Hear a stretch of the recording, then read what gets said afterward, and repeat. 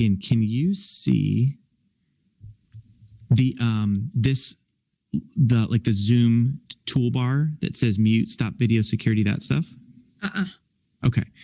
I hit a setting that is supposed to show the controls, but I don't think that works. But okay. So once you're inside Zoom, and you can use a Zoom free account up to 40 minutes. You can also upgrade. So for us, let's see what we've done to show you what we've got here. We pay for the enterprise level of Zoom just because I'm always calling them. And I call them because I'm just trying to figure out, new ways to use it more effectively, things like that. But you definitely don't need that. So basically you can do, if you imagine, it's $50 to have 500 people in meetings with videos on. Like, that's crazy, and then if we go over to setting up a meeting, this is just a quick walkthrough. Is you just hit meetings. And the difference between meetings and webinar is that a meeting is everybody's on video. A webinar, you can have panelists on video. So webinar is good if you're doing something really, really big. It's 1 to 10,000. Meetings, what we love is we use meetings because everyone can be on video and you can create more engagement in that way. The downside with meetings is that there's no email notifications. So what we love about webinars is when we do a challenge, we use webinars. And the reason is because you can have a ton of people on and you're more focused on the content. You can be on video. You can have a co-host on video. You can have a panelist on video. You can't have everybody on video, but you're kind of getting to know people. And what I like about the webinar is it will automatically send people reminders. So let me give that example. So on the webinar, actually, I don't have the webinar added. I'll have to come back to that. But on the webinars, basically, all you do is by default, it sends out a reminder 1 hour before. And that's just really helpful so that, your people just know where to be, when to be there. So on the meeting side, this is, what we use for virtual events, what we're using right now for Kingdom Influencer coaching. And, when you hit schedule a meeting, you just type in your name and the description that they'll see, and then you can schedule it. So what we've done for the virtual event is we just made it a recurring meeting, and then we had a no fixed time schedule. So all that meant is recurring meeting, and you put this on no fixed time. So what's going to happen is that the link will be the same and there's no time. So you tell people what the time is, like, hey, we're going to go live, Wednesday, 7 a.m. We're going to go live Thursday for a hot seat at 12 p.m. But the nice thing is that, the link is the link and you can keep using it over and over and over and over. They make you do passcodes now. So we just try and make it really simple, and if they use the link to hop on, you don't have to enter the password. The only time you need to enter the password is if you call in on the phone and you use like the personal meeting ID. But then on the phone, they ask you for the password. And I don't know how to type in letters on the phone. So numbers probably are a better passcode because that situation came up. And then we like this setting right here is not default, but we set it up so that people can hop on board before us. And we like that because then some people can hop on early and talk and catch up. We've thought about having, music instead so that no one can unmute, but there's just music until we start. I'm curious of your feedback. What do you like better? Do you like being able to hop on and talk to each other? Or would you rather have like music before you hop on and then everyone's muted and then we just, we hop on? Yeah, talking, right? So that's what we figured, we figured it's cool that you can, anyone that wants to pop on early, you can just catch up with each other and interaction and fellowship. So, okay, cool. So yeah, we, allow folks to hop on early and we do not mute participants upon entry so that everyone can talk. And if we just hit save, That's it. I mean, if you think about that, that's crazy how easy that is.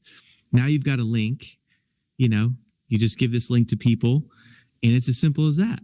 You go to live streaming. It's set up to stream for Facebook, Workplace, YouTube. So that's kind of built into the settings. And then this is just your link for the whole thing. Whether it's a challenge, a summit, a mastermind, like that's it. What's also important is I'm going to show you some settings. So that's how easy it is to make one. But this is where this replay will be helpful. You can just come back to it and just, rewatch it and pause it if you'd like. So anytime over here, when you see where it says modified reset, that means that Nick and Megan changed something. And that's your indicator that you want to take note of that, and you might want to use the same settings that we do. So waiting room, that means that everyone gets stuck in a waiting room, then you have to manually hit admit. We don't want that. So we turned it off because you have to literally hit admit to everybody, and that's no good. So I'm only going to scroll to when I find other things that we've toggled. Everything else is default. So really only thing I need to show you is just the ones that we changed, right? So I'm going to keep scrolling through here. We changed these two. So start meetings with host video on. So that's just something that, I know that, doing Zooms, I'm going to start my videos on. Start meetings with participants video on. That's just a good thing to do if we're, trying to build community. Hey, we're just going to start Zoom with the videos on. People can turn them off. So we changed those two. This one here, again, you'll notice that this is something that we changed. Allow participants to join before the host. This is a new thing. This literally, I've never seen this before. They must have just added this. So, you can toggle this to say, as early as 15 minutes before. So that's kind of cool. All right. And then this right here is a meeting reminder. So desktop notification for upcoming meetings. Reminder can be configured. So it's good if people register and then get a notification on their desktop. I have my whole life, I have no notifications. So I have no notifications on my computer. I have no notifications on my phone, not even for texts. I only look at my text when I go click the button to look at my texts. So I encourage everybody, we have a double your productivity challenge that's in the members area for you, but I wipe out all notifications because otherwise you get pulled in different directions and, it's hard to focus as an entrepreneur. So this one here is auto saving chats. Having the chats is really cool to have that in there. And I will go back to that agenda. I will actually go back and add in chats for the sessions. I totally forgot to do that, but I did have a couple people ask for the chats. So I got you on that. I'll go back to this agenda and add the chats in there. Cool. And then let's see here. Everything else is default, except for now we get to this part. We got a bunch of settings. So the host can add co-hosts. So all I do is when I'm on with Megan, I right click on her name, and I hit co-host. So how cool is this that when we did, the whole event, I would set up the breakout room. I would hit breakout button and it would put people into the rooms and hit open the rooms. And that's it. That's all I hit. And Megan, because she's a co-host, she could jump in and go drop into group 5, click a button, drop into group 10, drop into group 15.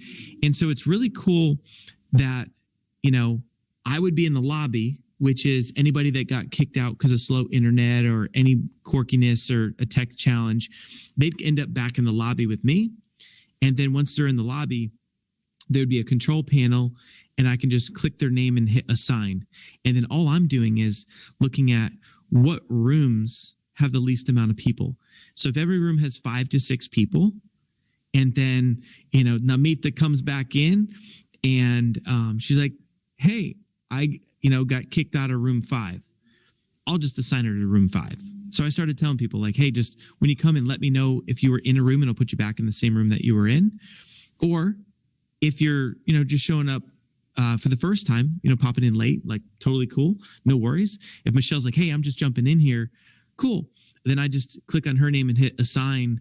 And then I would just scroll and say, all right, all the groups have 5 to 6 people except for group 10. they only have 3 people.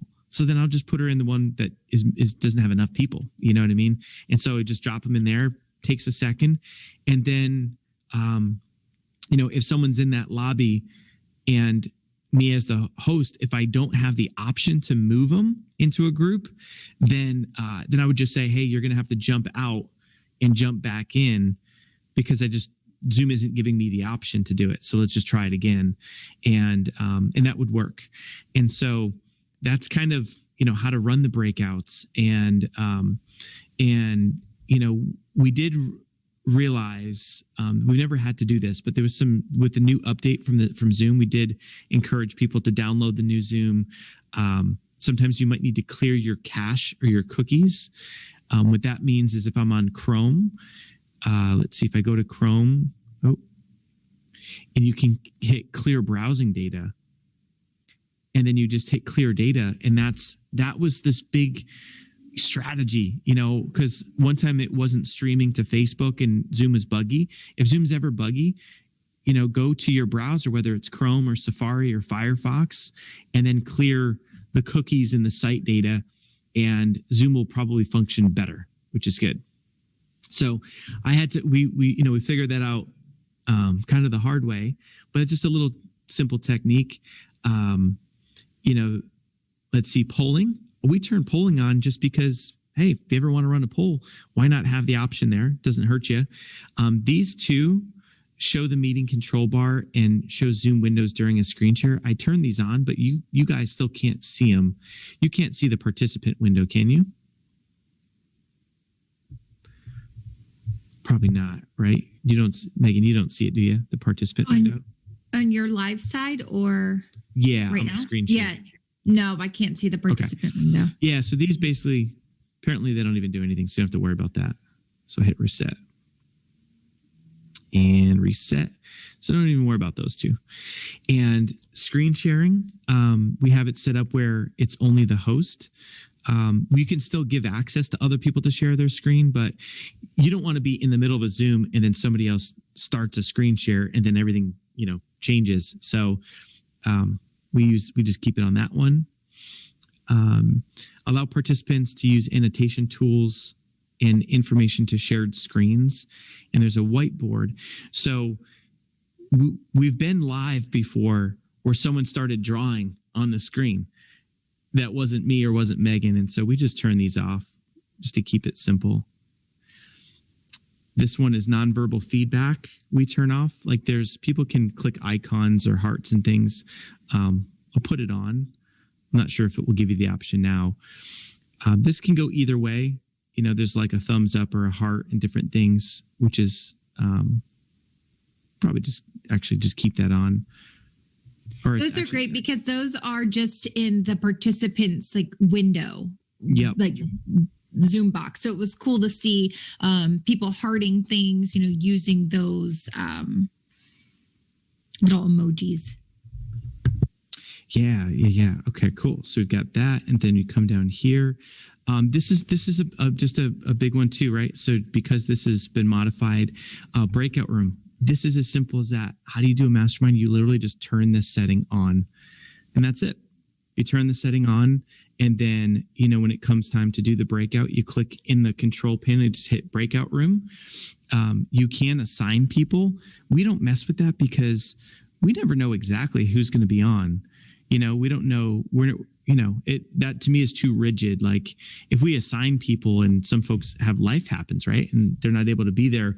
That just seems like it would be too stressful, versus how cool was it to be randomized, and then you just hit breakout and then you say, how many rooms do you want? So we had 300 people live and it would do 40 rooms would have 7 to 8 people. And I just hit the up button. And then it would say, 47 rooms would have 5 to 6 people. And it was like, that's great. Let's have a little bit more intimacy, smaller groups. And then you hit open up the room. And at that point, it's random. And what we find is we had 5 masterminds throughout the Life Empire Summit. So you got to meet a ton of people. If we did this in person, you'd probably walk up to a mixer. People are already talking and you might leave there with 5, 10 new contacts. But we actually find that the networking is even more efficient, on Zoom, which is cool. And let's see if there's anything else. Group HD video. So Group HD video by default is off. So I leave this off. But if you're doing like a podcast or if you're trying to capture the audio on both sides, you can turn this on. I didn't find that it made a huge difference, and I don't like to risk, technical hiccups. So I would just leave this off by default. This is also by default. Everything is by default until we get to here. When attendees join before the host. So if y'all joined before I got there, it would send me an email in a notification. So I'm going to turn that off. If you guys want to hang out and talk before these sessions, y'all don't need to be getting notifications when that happens for you. So that's a good one to turn off, is when attendees join before the host. And that's it. So, basically you can just see which ones are modified, and, you basically could just come back to this recording and just look for this section and just kind of scroll down and copy it exactly to a T. So I'll just do a quick scroll. You can see exactly what to modify, what to change. It's not the most exciting or glamorous thing, but these are what we've figured out over the years with Zoom. And so this will save you a lot of time, because we kind of stumbled through this by doing things and making mistakes, and this will make it easier for you. So I just want to give a quick zoom so you can just come back to it and set yours up in the same way. Okay, well, let me jump back to some more exciting things to talk about, is launching your course.